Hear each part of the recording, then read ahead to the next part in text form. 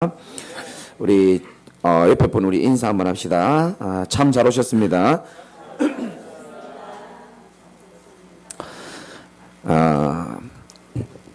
부끄럽게도 스승의 날이라고 이렇게 남전도에서 이렇게 또 챙겨주셔서 부끄럽고 감사드리고, 얼핏 보면 제가 스승처럼 보입니까? 우리 집사님이 스승처럼 보입니까?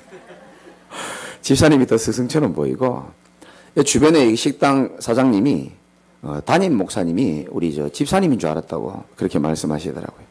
부목사님은 우리 장로님인 줄 알았다고. 제가 어제 한참 웃었습니다. 5월은 가정의 달로 우리가 인도받고 있습니다. 저는 제자교회 성도가 저는 영적으로 가족이라고 생각하고 있습니다. 여러분도 그렇게 생각합니까? 가족까지는 안 돼도 친척까지는 될 수 있어야 된다고 생각하고, 이렇게 자주 만나는 사람이 어디 있습니까? 우리가 매일 만나는 분도 계시고, 정말 우리의 마음과 그리스도 안에서 생각과 모든 것을 함께 나누는 가족의 축복 누리는 그런 시간 되시기를 주님의 이름으로 축복합니다. 여러분이 아프면 목사가 아플까요? 안 아플까요? 아픕니다. 여러분이 잠 못 자고 괴로우면요, 저도 괴롭고요. 여러분이 반대로 막 응답을 받으면 제가 막 기쁘다니까요. 저는 사촌이 땅을 사면 배 아프단 말 전 잘 이해 못합니다. 난 여러분들이 땅 사면요, 제가 막 기분 좋다니까요. 금요일날 우리 사랑하는 영국이가 제 방에 막 문을 쾅쾅 두드리는 거예요. 뭐 급하게. 네가 왜? 이러니까 직장 구했다는 거예요. 야, 내가 막 너무 기쁜 거예요. 그러더니 왼손에 있는 쪽지를 보여주는 겁니다. 이 보니까 사장님이 이제 직장 나오는 시간을 적어준 건가 봐요. 금토일 3일 일하는 거예요. 주일날 몇 시 일하나 보니까 11시부터 뭐 2시까지, 뭐 토요일날도 2시부터, 우리 전도 캠프 하는 시간인데, 금요일 날도 보니까 그래서 제가 물어봤습니다. 야, 이거 예배 시간에 이렇게 일을 하면 어떡하냐? 네가 잘 구했는데, 안 돼, 좀 어떻게 생각하냐? 그러니까, 목사님 생각은 예배 네가 나오면 좋겠다. 그러니까, 안 돼요! 이러는 거야, 지가. 그래서 제가, 야, 네 돈이 좋냐? 하나님이 좋냐? 하니까, 돈이 좋아요! 이러는 거야. 그래서 예배의 중요성을 제가 막 얘기하니까 한다는 말이 미안합니다 이러더라고요. 어젯밤에 제가 말씀을 준비하면서 하나님 앞에 살짝 기도했습니다. 하나님, 오늘 말씀 제목처럼 내 힘으로 안 되고 내 능력으로 사람을 세울 수가 없다는 것을 고백합니다. 하나님이 좀 도와주시옵소서. 지금 와 있지 않습니까? 할렐루야.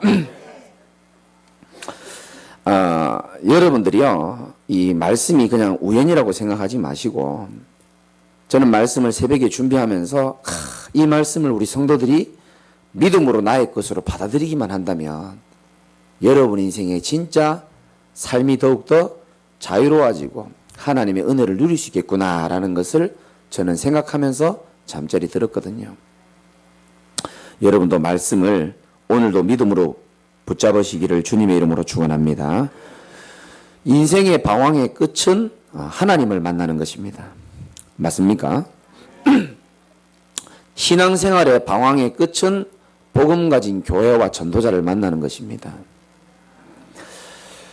그런데 왜 나의 방황은 아직도 계속됩니까? 라고 물어볼 수가 있습니다. 그 답이 너무 간단합니다.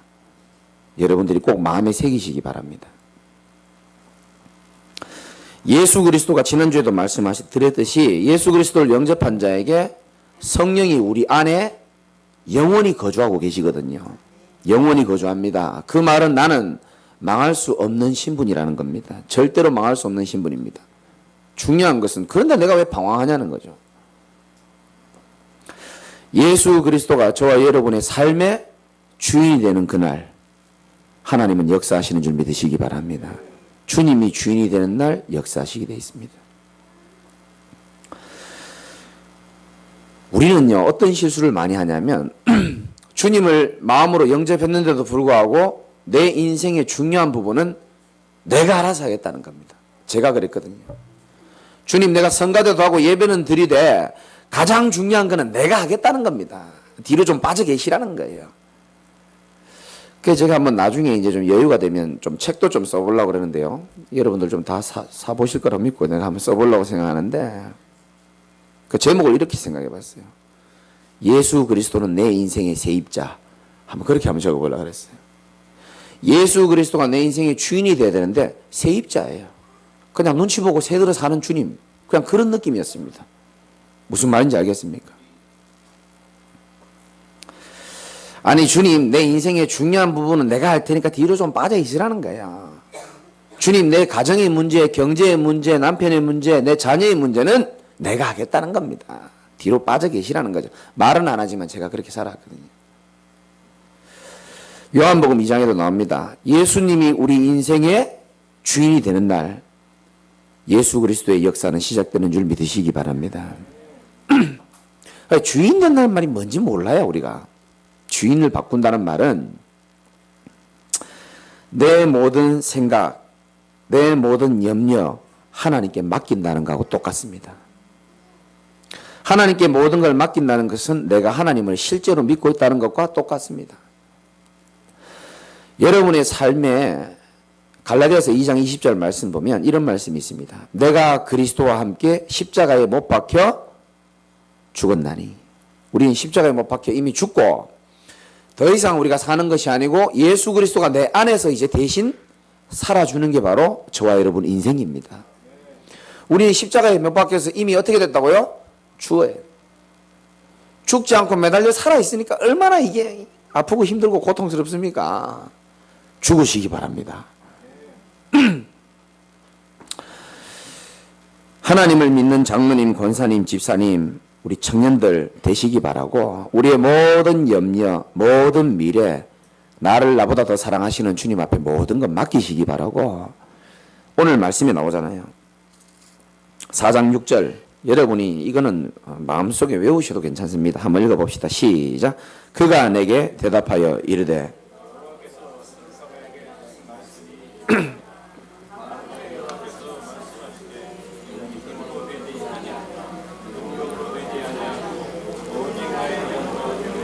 아멘. 여러분의 힘으로 됩니까? 안 됩니까? 되지 않습니다. 여러분의 능력으로 되지 않고 오직 나의 영으로 되는 줄 믿으시기 바랍니다. 하나님이 하셔야 되는 겁니다. 그래서 주인 바꾸고 여러분이 5가지 중심만 가지면 여러분 반드시 응답받게 되어 있습니다. 그 첫 번째가 뭐냐? 여러분들은 언제나 교회 중심의 인생 되시길 바랍니다. 교회 중심. 지금 이 스가랴 학개서 이 내용이요 다 비슷한 시대인데, 아이 성전을 새롭게 불탄 거를 새로 짓다가 너무 많이 방해하니까 포기하고 자기 일하러 그냥 가버린 겁니다. 왜? 방해 자꾸 하니까 힘드니까. 누가 교회를 떠나고 싶고 누가 교회를 버리고 싶겠습니까? 너무 힘들다 보니까 자기 일하러 다 가버린 거예요. 그러니까 지금 하나님이 스가랴 선지자를 통해서 이 말씀을 주시는 겁니다.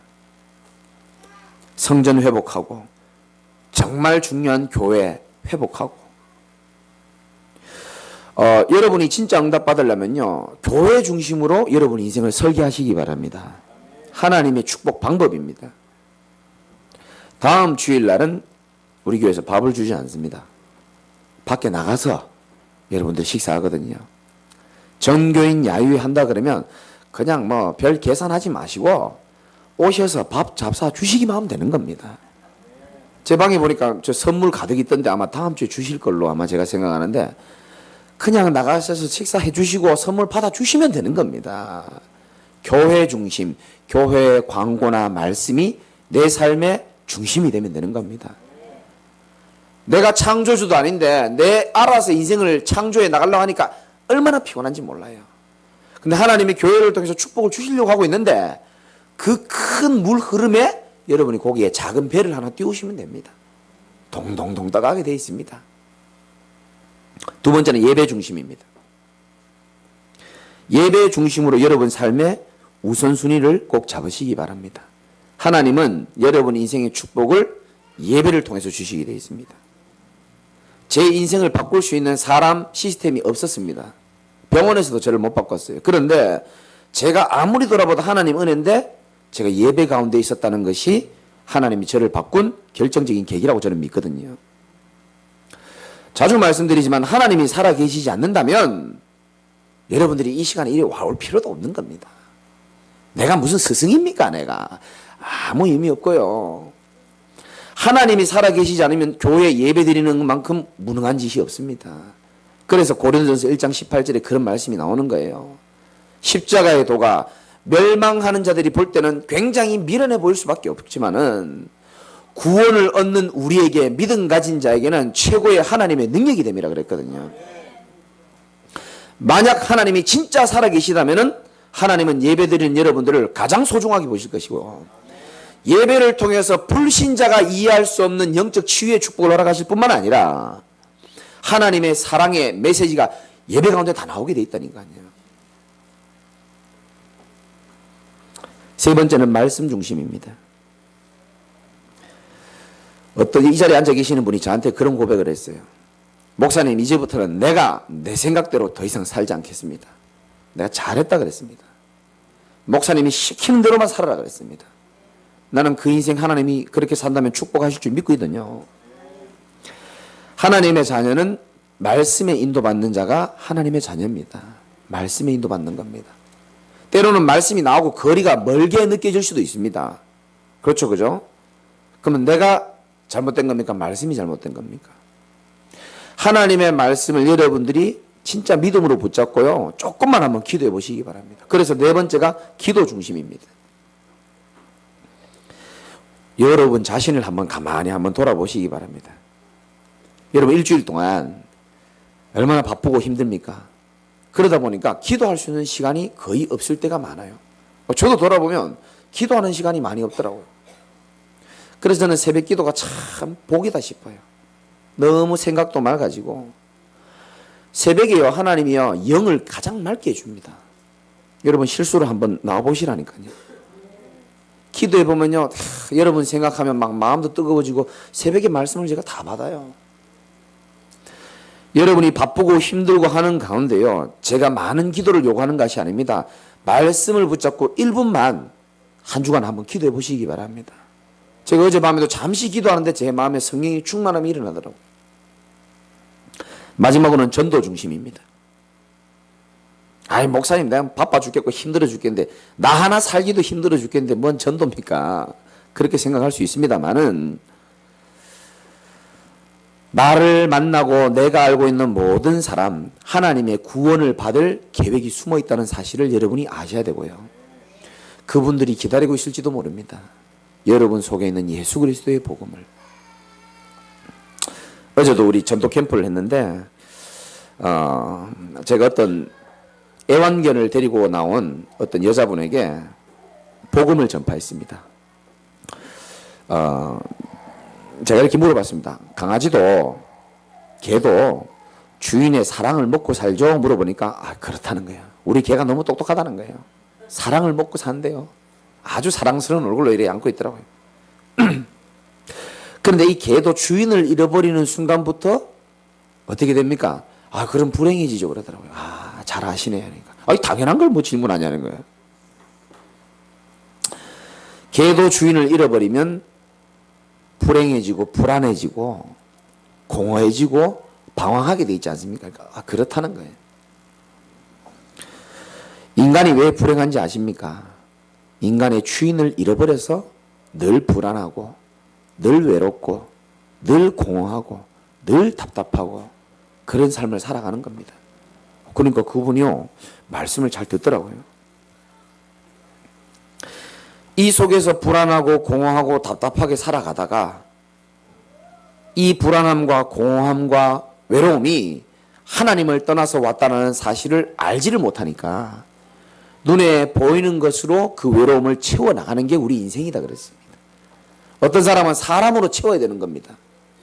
사람으로 채워나가고 어떤 사람은 돈으로 채워나가야 되는 것이고 어떤 사람은 성공해가지고 그 명예와 성공의 기쁨으로 자기를 채워나가고 있습니다. 본인은 모르겠지만 그렇게 세워나간다니까요. 어떤 사람 막 쾌락으로 자기를 채워나가는 사람도 있고요. 이렇게 해도 해답을 못 찾으면은 결국은 종교, 우상을 찾아서 또 헤매게 돼 있다고 제가 얘기했습니다. 그걸 어떻게 해야 되냐는 거예요. 인간에게 있어서 가장 중요한 것은 인간의 주인인 하나님을 다시 만나서 모든 방황과 모든 저주를 끝내는 것이 가장 큰 축복이라고 제가 얘기했습니다. 맞다고 생각하십니까? 그래서 제가 예수 그리스도를 설명했습니다. 우리 인생에 소망 없는 인생의 유일한 소망이 누구냐? 예수 그리스도. 우리 인간에게 참 주인이 되신 하나님을 만나는 길이 바로 예수 그리스도. 우리는 생명도 잃어버렸고 자유도 잃어버렸고 기쁨도 잃어버리고 평안도 안식도 다 잃어버리고 그것을 세상에서 찾는다고 방황하고 살아가는데 하나님이 우리 인생의 방황을 끝내시기 위하여 보내신 그분이 바로 하나님이신 그분이 바로 예수 그리스도. 제가 이 복음을 전하는데 제가 막 기쁘더라고요. 여러분들이 예수 그리스도를 마음에 정말로 영접했다면은 하나님의 자녀로 영원토록 살아가는 줄 믿으시기 바라고요. 우리는 천국이 다 예비되어 있습니다. 지난주 표현으로 말하면 천국 열차에 이미 올라탄 겁니다. 그래서 이 땅에서 너무 마음 많이 빼앗기면서 잠시 사는 인생에 서로의 인생에 너무 마음 뺏기지 마시고 천국 백성답게 하나님 자녀답게 당당하게 사시기 바라고요. 어떻게 살면 되느냐? 목사님 어떻게 살아야 됩니까? 어떻게 살면 되긴요? 성경에 답이 다 나와 있는데 인생일 때 가장 중요한 게 하나님을 만나는 것이고 하나님을 만나는 자에게 가장 중요한 축복은 창세기 39장 2절에 나오고요. 시편 23편 1절에 나옵니다. 창세기 39장 2절에 보니까 너무너무 힘든 요셉 불신자들이 쳐다보면 저주받았다고 말할 수 있습니다. 감옥으로 가고 노예로 팔려가고 그런 인생에 성경 말씀은 이상한 엉뚱한 얘기를 하는 것처럼 보입니다. 여호와께서 요셉과 함께 하심으로 여호와께서 요셉과 함께 하시니까 그가 형통한 자가 되었다. 아멘입니까? 인생 가장 힘들었던 다윗 왕이 시편 23편 1절에 이렇게 말했습니다. 여호와는 나의 목자이기 때문에 내가 부족한 게 없다.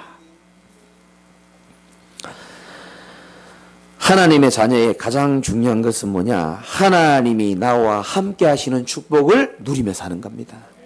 맞습니까? 그 제가 수요일날인가 금요일날인가 제가 말씀드렸잖아요. 오늘 이 자리에 앉은 분들이 꼭 기억하셔야 됩니다. 혹시 여러분들이 위기 가운데 고난 가운데 답답한 가운데도 있을 수 있습니다. 절망 가운데 오늘 본문 말씀처럼 정말 큰 낙심 가운데 있을 수 있다니까요. 하나님의 자녀가 그런 어려움과 깊은 수렁 구덩이에 있다 할지라도 지금 성령으로 살아계신 하나님이 나와 함께 계심을 믿는다면은 모든 어려움 가운데 이길 수 있는 힘을 하나님은 여러분에게 주실 것입니다. 그걸 여러분이 맛을 봐야 되는 겁니다. 그 맛을 봐야 돼요. 반대로 나도 모르게 찾아온 큰 응답이 올 수 있습니다. 어느 날 돈이 내게 올 수도 있고 중요한 만남의 축복이 올 수도 있습니다.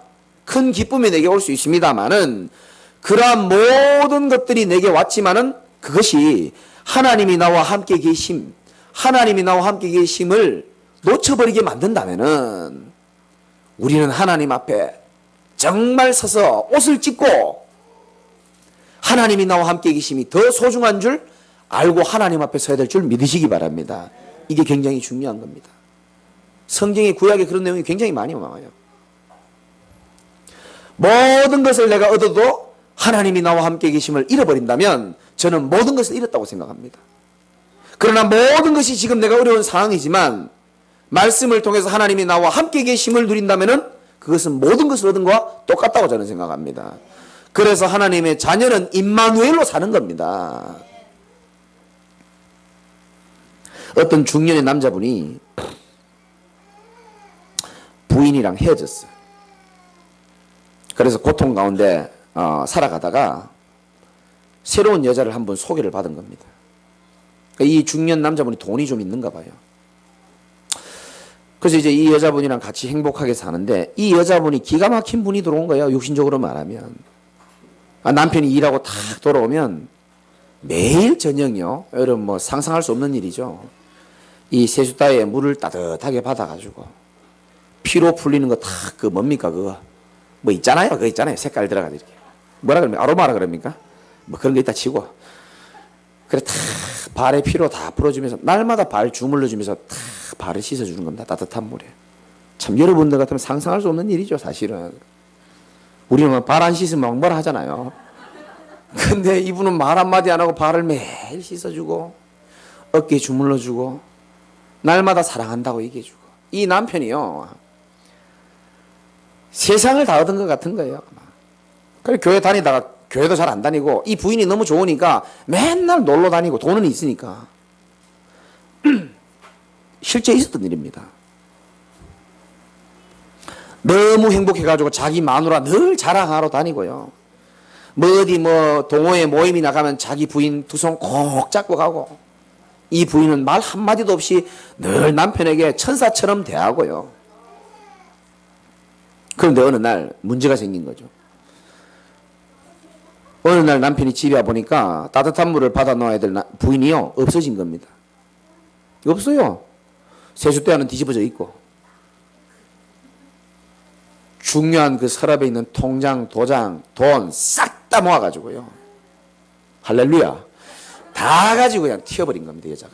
지도 새도 모르게 튀어버린 겁니다. 대구에서 실제로 있었던 일입니다. 이 남자가 충격을 받아가지고 얼마나 그 충격이 크겠습니까? 발이나 씻어주지나 말든지 그렇게 잘해주다가 이렇게 배신을 당하니까 이 배신감이 하늘을 찌솟아가지고 난 더 이상 살 가치가 없고 이유도 없다 라고 생각해가지고 동네에 가가지고 농약을 산 겁니다. 그래가지고 검은 비닐에 들고 그 비닐에 들고 추적추적 이제 죽으려고 집에 가가지고 가는 길에 참 하나님 은혜죠. 지나가는 길에 그 놀이터를 지나가야 되는 겁니다. 너무너무 다리에 힘이 없어가 걷다가 주저앉았죠. 주저앉았는데 마침 전도자를 거기 만난 겁니다. 우리 어머니의 언니를 만난 거죠. 우리 이모님을 만나가지고 우리 이모가 다 그분이 뭐 뭔 사연인지 어떻게 압니까? 두 손을 탁 잡고 힘든 일이 있냐니까 그분이 대답도 못하는 거예요. 손에 농약은 들고 벌벌 떨고. 그래서 우리 이모가 한마디 했어요. 그냥 인간은 하나님과 함께 살아야 행복하지 다른 걸로는 절대 행복할 수가 없습니다. 이분이 막 눈물을 줄줄 흘리는 거예요. 그래가지고 복음을 듣고 예수 그리스도를 만나야 되고 그래야 참된 안식과 평안함이 있습니다. 세상에는 잠시 쾌락은 있을지 모르겠지만 잠시 당신을 기쁘게 해줄 수 있는 것은 있을지 모르겠지만 인간을 가장 행복하게 만드는 것은 하나님 한 분밖에 없고 그 하나님을 만나는 길이 바로 예수 그리스도입니다. 예수님 영접합시다 그래가지고 농약을 탁 손에 놓고 예수 그리스도를 영접하고요. 하나님의 자녀가 되는 축복을 누린 겁니다. 감사하죠. 그래서 그 전도하신 그 우리 이모님하고 이모부가 밤에 잠을 못 이루는 거예요. 너무 그 사연을 듣고 나서 보니까 너무 감사해요. 그 얘기를 저한테 해주시더라고요. 참 우리 인생이요. 사람인지라 살다 보면 한계를 만나지 않습니까? 여러분도 한계를 만날 겁니다. 인생의 한계가 올 때에 하나님의 뜻은 스가랴서 1장 3절에 있습니다. 읽어볼까요? 스가랴서 1장 3절. 같이 한번 읽어봅시다. 시작. 그러므로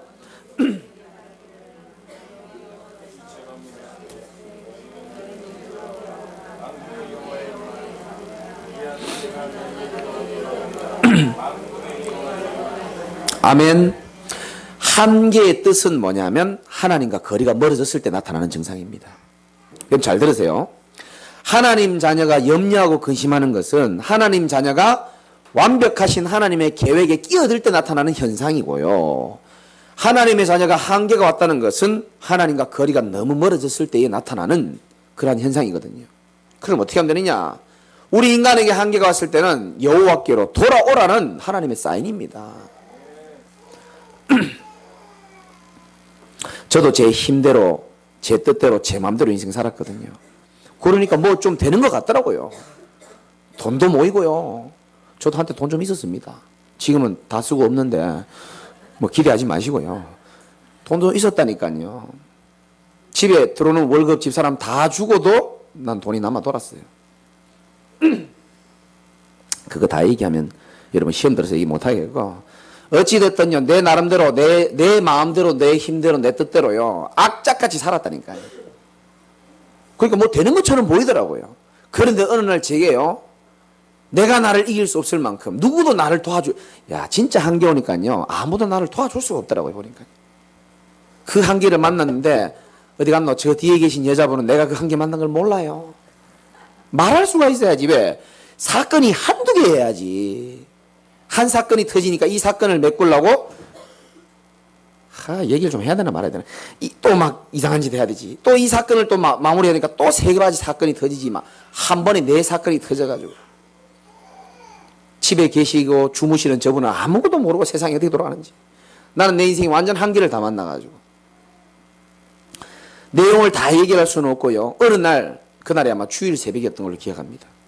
완전히 내가 한계를 만나가지고. 진짜 우리 엄마가 알면 기절초풍할 그런 일들이 생기고, 마누라가 알면 이혼할 일이 생기고요. 참 몰라서 참 주의 은혜죠. 아무것도 모르고 주무시는 우리 부인 집에 가가지고 내가 깨웠습니다. 그날이 아마 주일날 새벽 4시쯤 됐을 거예요.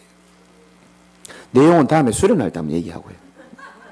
뭐 오든지 말든지 알아서 하시고. 그래 집사람을 깨워가지고요. 저 뭐 깨보니 뭐 아무 생각 없죠. 내가 무릎을 딱 꿇었습니다. 지한테 무릎을 꿇은 게 아니고, 여보, 내 죽겠다 그랬어요. 난 너무 힘들어가 미치겠다니까. 뭐 뭔 소린지 알 수가 있나, 내용을 모르니까. 그러니까 자고 내일 얘기하자는 거예요. 난 지금 미치겠는데 자고 내일 얘기하자는 거. 예배 마치고. 예배가 아니고 내가 지금 죽을 것 같다, 내가 지금. 그러면서 나 이제 인생 좀 새롭게 살겠다. 날 좀 도와달라. 정말 기도해달라. 나 죽겠다 그러더라고. 그리고 집사람은 자고 내가 하나님 앞에 무릎을 꿇었습니다. 하나님, 내 힘으로 오늘 말씀 있는 것처럼 내 능력으로 도저히 내가 못 살겠습니다. 내가 하나님 앞에 무릎을 다 꿇었거든요. 나는 안 되는구나. 나는 별 수 없는 인간이구나. 하나님이 아니면 안 되는구나라고 무릎을 꿇었다니까요. 하나님이 그걸 기쁘게 받으시더라고요. 우리 청년도 저한테 그런 고백을 하더라고요. 목사님, 저도 내 나름대로 내 힘으로 내 능력으로 내 하고 싶은 대로 살아봤는데 도저히 안 되는 한계를 만나고, 그래서 제가 얘기했습니다. 야, 하나님이 아니면 안 된다. 하나님과 함께 새롭게 살자. 저는요, 저런 고백이요, 나는 하나님이 기쁘게 받으실 거라고 믿거든요. 대부분 사람들 한계 와도 다 포장하고 가리고 꾹꾹 꾸역꾸역 참고 있는 중입니다. 그때 하나님 앞에 무릎을 꿇는 자 하나님이 쓰실 줄 믿으시기 바랍니다. 주여, 나는 아무것도 할 수 없고 내 힘으로 능력으로 안 되기 때문에 오늘 말씀처럼 오직 나의 영으로만 되는 줄 믿습니다. 주님, 나를 도와주시옵소서. 그게 진실한 자고요, 그게 멋있는 자라고 저는 생각합니다. 하나님 앞에.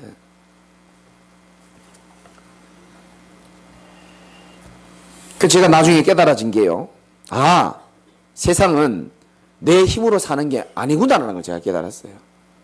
그럼 목사님 뭔 힘으로 삽니까? 하나님이 주신 힘을 얻고 사는 것이구나. 그걸 깨달았습니다. 하나님 주신 힘을 얻어야 되는 겁니다. 예배 가운데 여러분 그 답과 힘을 얻으시기 바라고요. 아, 내 뜻대로 사는 게 아니구나. 어느 날 깨달아졌어요. 하나님의 뜻에 내가 맞춰 사는 거구나. 내 마음대로 사는 게 아니라는 걸 제가 나중에 깨달았다니까요. 아, 하나님의 말씀에 인도를 받아 사는 게 제일 안전한 거구나. 그래서 저는 스가랴서 4장 6절이요, 너무 이해가 되는 겁니다. 이는 힘으로도 되지 아니하며 능력으로 되지 아니하고 오직 뭐로 된다고요? 나의 영으로 되느니라. 아멘입니까? 이 말씀은 너무 중요한 겁니다. 지금요, 이 스룹바벨이요, 특히 여러분 가정의 영적 지도자들 꼭 잘 들으셔야 됩니다. 우리 가정에 나보다 더 신앙이 좋은 사람이 없다라고 얘기하는 분들은 진짜 마음에 새겨야 된다니까요. 이 스룹바벨이 지도자인데 뭔가 하나님의 뜻에 맞는 건축을 하고 뭘 하다가 지금 낙심이 돼가지고 고개를 푹 숙이고 있는 겁니다. 지금. 그런데 4장 6절의 말씀을 주시면서 하나님이 이렇게 말씀을 주십니다. 힘으로도 되지 않고 능으로도 되지 않지, 오직 내가 해야 되는 거야. 영적인 가장들 아멘 하시기 바랍니다. 이제 알겠냐? 네 힘으로는 아무것도 안 되고 네 능력으로 안 되지만 하나님이 하시면 되는 줄 믿으라고 말하는 겁니다. 그래서 하나님이 기도하라는 겁니다. 여러분, 이 말씀이 와닿으면 와닿을수록 기도할 수밖에 없다고 저는 생각하고요. 이 말씀이 와닿고 믿어지면 믿어질수록 맡길 수 있다고 저는 생각합니다. 목사인 저도 마찬가지예요. 진짜 내 마음대로 성도 안 되더라고요. 진짜입니다.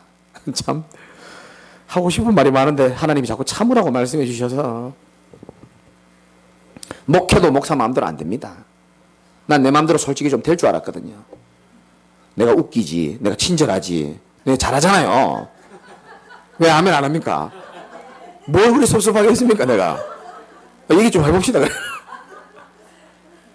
제가 뭐 껍데기는 괜찮거든요. 속은 내가 좀 시커먼 게 좀 들어있지만 잘해주지, 친절하지, 큰 실수 안 하지. 참 감사하네 진짜. 내가 욕을 합니까 여러분 앞에? 내가 욕을 해도 차에서 나 혼자 하지. 됐지 그러면. 난 될 줄 알았다니까요. 말 잘 듣고 내가 이렇게 하면 이렇게. 이야, 하나님이요 단판이 완전 다 무너뜨리는데요. 그런데 이 말씀이 내가 와닿더라고. 야, 힘으로도 안 되고 능력으로 안 되는구나. 하나님이 하시면 되는 줄 믿으시기 바랍니다. 그러니까 제가 이제 기도가 나오더라고. 야, 내가 저분을 위해서 기도해야 되는구나. 나는 그래서 아이고 주여. 나는 그래서 여러분들요, 제가 하나님 앞에 말할 수 있습니다. 네, 진짜 여러분요, 제 마음에 제 기준에 안 와닿더라도 여러분은 원망하지 않습니다. 진짜입니다. 저는 제 자신을 원망합니다. 내가 더 기도해야 되는데 왜? 내가 하나님 앞에서 나는 그게 맞는 자세라고 생각합니다. 내가 더 기도해야 되는데 내가 더 저분을 위해서 더 관심 가지고 더 새벽에 기도했어야 되는데 나는 늘 미안한 마음이 들어요. 왜? 내가 하나님 안 바라봐서 그런가? 나는 그게 바른 자세라고 생각합니다. 여러분은 하나님이 알아서 하실 것이고 힘으로도 안 되고 능으로도 안 되고 오직 나의 하나님의 힘으로 되는 줄 믿으시기 바랍니다. 그래서 여러분 꼭 기억하세요. 내가 힘쓰고 능력으로 하는 것보다 지혜로 하는 것보다 하나님이 한순간 역사하셔버리면 되는 줄 믿으시기 바랍니다. 그러면 기도할 수 있는 힘이 생긴다니까요. 그리고 한계 속에서 여러분 결코 포기하지 마시기 바랍니다. 여러분이 한 번은 맛봐야 됩니다. 우리 얼마 전에 헌신 예배할 때 우리 김한기 목사님 말씀하셨잖아요. 한 번은 뭐하라 그랬습니까? 그거 하라 그랬잖아요. 근데 저는 그 얘기 하는 게 아니고 한 번은 여러분이 한계 만났을 때에 하나님이 여러분을 세우시는 체험을 해봐야 돼요. 저는 이거 당당하게 말할 수 있습니다. 왜? 제가 수차례 한계가 왔을 때마다 저는 하나님이 나를 일으키는 체험을 몇 번 체험했거든요. 사람은요, 저를 보니까 그렇더라고요. 본능적으로 연약해가지고 한계가 오면 자꾸 다른 걸 찾게 돼 있어요. 제가 힘만 드니까 저도 뭐 목사인데도 뭐 부끄럽지만 고백합니다. 제가 목사 돼서는 잘 안 그랬는데 목사 되기 전에 와 얼마나 막 힘든지 그 어려움을 성도들에게 말할 수 없잖아요. 여러분은 저한테 말하지만 저는 여러분한테 말할 수 없잖아요. 그러니까 어디를 찾아가느냐? 저기 내 친한 형님 찾아가더라고요. 나도 사람인지라 답답하니까 우리 그 형님 찾아가면 막 너무 잘해주거든요. 목사님인데 누가 또 우리 재강이를 이렇게 또 힘들게 했노? 이러면서 안아준다니까요. 그게 은근히 힘들더라고요. 내가 이야 아무도 내 마음을 몰라주는데 우리 형님이 날 알아준다. 힘만 넣으면 자꾸 나는 저 수원에 가려고 그러는 거예요. 예수 앞에 가야 되는데 제가 우리 형님이 이 설교 들을지 모르겠지만요. 지금은 내가 잘 안 갑니다. 지금은 내가 이 성경 구절 믿고 난 다음부터는 힘으로도 안 되고 능으로도 안 되지만 하나님이 하시면 되는구나. 나는 이제 하나님 붙잡는다니까요. 부족하고 연약하지만 그 축복 여러분이 누리시기 바라고 이 말씀이 여러분 해답되시기 바랍니다. 그리고 사상 7절도 너무 중요하니까 한번 짚고 마칠게요. 큰 어려움이 있는 분들 우리 다 같이 한번 읽어봅시다. 시작. 큰 산아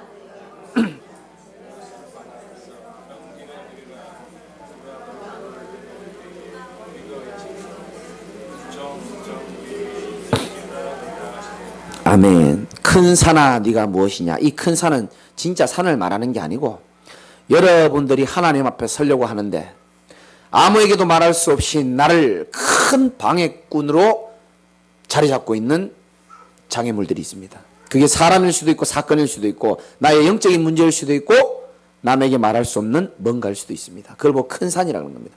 도저히 내 힘으로 안 되고 내 능력으로 안 되는 문제, 큰 산이라고 말합니다. 근데 여러분들이 기억하시기 바랍니다. 큰 산아 네가 무엇이냐? 네가 스룹바벨 앞에서 뭐가 된다고요? 평지가 되리라. 한 주간 여러분들이 기도하시기 바랍니다. 여러분이요, 스룹바벨은 사람 이름이기 때문에 여러분은 어떻게 고백하면 되냐면, 큰 산아 네가 무엇이냐? 네가 하나님의 자녀 김재광 앞에서 평지가 될지라. 아멘입니까? 여러분 이름 한번 넣어보십시오. 시작. 큰 산아 네가 무엇이냐? 네가 하나님의 자녀 김재광 앞에서 수룹 평지가 되리라. 아멘. 평지가 될 것입니다. 믿음으로 고백하시기 바랍니다. 9절에 보니까 스룹바벨의 손이 이 성전의 기초를 놓았은저 그의 손이 또한 그 일을 마치리라 하셨나니 만군의 여호와께서 나를 너에게 보내신 줄을 네가 알리라 하셨느니라. 무슨 말이냐? 네가 지금 낙심하고 고개 숙이고 있지만 네가 손댄 그 일 내가 네 손으로 반드시 이루어내겠다라는 겁니다. 그래서 여러분들이 낙심하지 마시고 이번 한 주간도 승리하시는 여러분 되시기를 주님의 이름으로 축원드립니다. 결론의 성경 구절 하나만 드리고 마치겠습니다. 이사야 49장 15절 한번 읽어볼까요? 우리 옆에 요 앞에 구약 성경 앞쪽에 있습니다. 아무리 좋은 말씀이라도 아무리 은혜가 되는 말씀이라도 나의 말씀이 돼야 되고 믿음으로 받아야 됩니다. 15절 읽어봅시다. 시작. 여인이 어찌 그 젖먹는 자식을 잊겠으며 자기 태에서 난 아들을 긍휼히 여기지 않겠느냐? 그들은 혹시 잊을지라도 나는 너를 잊지 아니할 것이라. 아멘. 내가 너를 내 손바닥에 새겼고 너의 성벽이 항상 내 앞에 있나니. 아니 애기 엄마가 어떻게 자식을 잊어버리며 자식을 어찌 불쌍히 여기지 않겠습니까? 혹시 애기 엄마가 그 자녀를 잊을지라도 나는 너를 어떻게 한다고요? 잊지 아니할 것이다. 여러분 하나님이 우리를 향한 메시지입니다.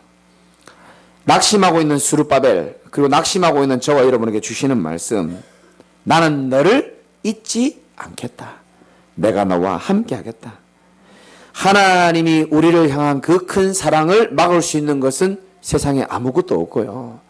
그 어떤 문제도 여러분 속에 있는 예수 생명 가진 자를 이길 수 있는 것은 없는 줄 믿으시기 바라고, 이번 한 주간에 꼭 여러분이 말씀 붙잡으시기 바랍니다. 아, 내 힘으로 안 되구나. 내 능력으로 안 되지만 내 안에 계신 하나님, 내 속에 영원히 머물러 계신 하나님이 하시면 되는 줄 믿고 믿음 고백하고 기도 회복되어지는 한 주간 되시기를 주님의 이름으로 축원드립니다. 같이 한번 기도